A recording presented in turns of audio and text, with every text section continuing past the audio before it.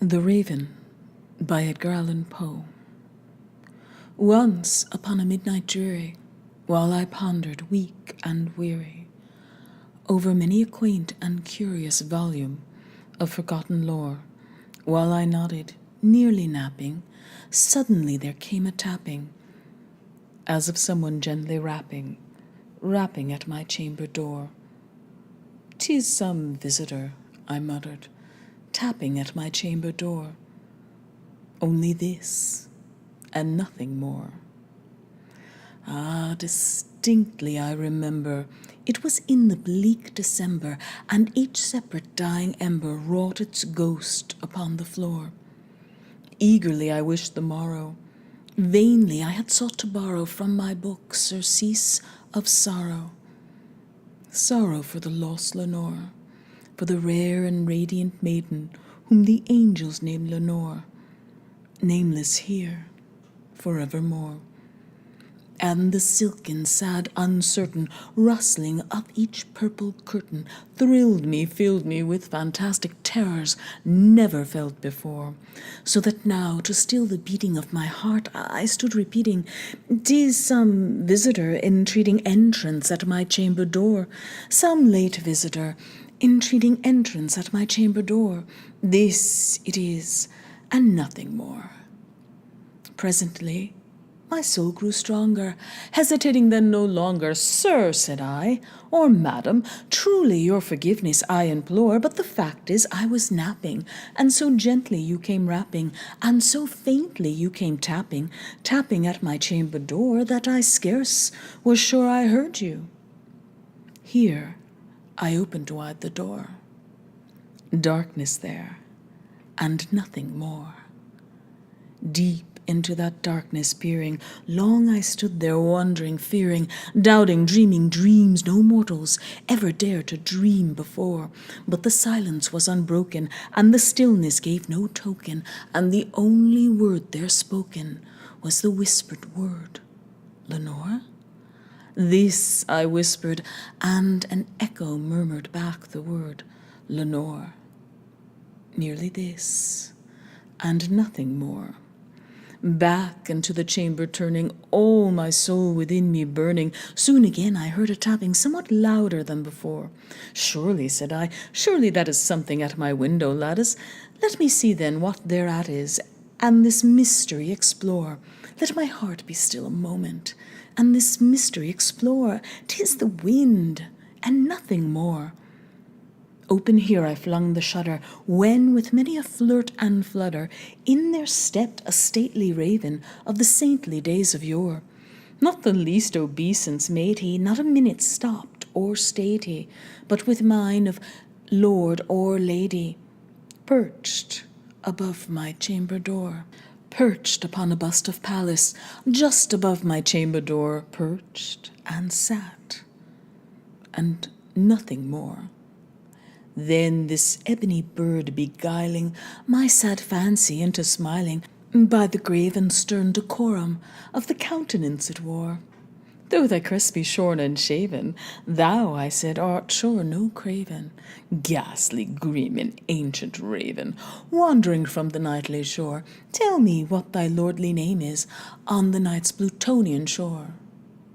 Quoth the raven, "Nevermore." Much I marvelled this ungainly fowl to hear discourse so plainly, though its answer little meaning, little relevancy bore, for we cannot help agreeing that no living human being ever yet was blessed with seeing bird above his chamber door, bird or beast upon the sculptured bust above his chamber door, with such name as Nevermore. But the raven, sitting lonely on the placid bust, spoke only that one word, as if his soul in that one word he did outpour. Nothing further than he uttered, not a feather than he fluttered, till I scarcely more than muttered, "Other friends have flown before, on the morrow he will leave me, as my hopes have flown before." Then the bird said, "Nevermore." Startled at the stillness broken by reply so aptly spoken, "Doubtless," said I, "would it utters, is it only stock and store, caught from some unhappy master, whom unmerciful disaster followed fast and followed faster, till his songs one burden bore, till the dirges of his hope that melancholy burden bore, of never, nevermore. But the raven still beguiling all my fancy into smiling, straight I wheeled a cushioned seat in front of the bird and bust and door. Then upon the velvet sinking, I betook myself to linking fancy upon fancy, thinking what this ominous bird of yore, what this grim, ungainly, ghastly, gaunt, and ominous bird of yore meant in croaking nevermore.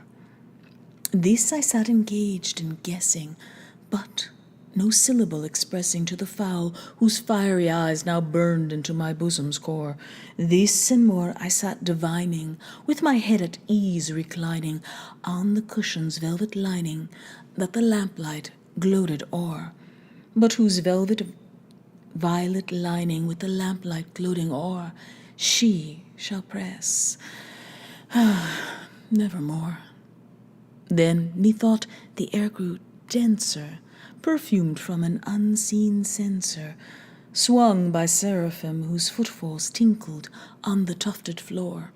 Wretch, I cried, thy God hath lent thee by these angels, he hath sent thee respite and nepenthe from thy memories of Lenore. Quaff, oh quaff this kind nepenthe, and forget this lost Lenore. Quoth the raven, nevermore. Prophet, said I, thing of evil, prophet still, if bird or devil, whether tempter sent or whether tempest toss thee here ashore, desolate yet all undaunted, on this desert land enchanted, on this home by horror haunted, tell me truly, I implore, is there balm in Gilead? Tell me, I implore. Quoth the raven, nevermore. Be that word or sign of parting, bird or fiend, I shrieked, upstarting. Get thee back into the tempest and the night's Plutonian shore. Leave no black plume as a token of that lie thy soul hath spoken. Leave my loneliness unbroken. Quit the bust above my door. Take thy beak from out my heart, and take thy form from off my door. Quoth the raven, nevermore. And the raven, never flitting, still is sitting on the pallid bust of Pallas, just above my chamber door, and his eyes have all the seeming of a demon's that is dreaming, and the lamplight o'er him streaming throws his shadow on the floor. And my soul from out that shadow that lies floating on the floor shall be lifted nevermore.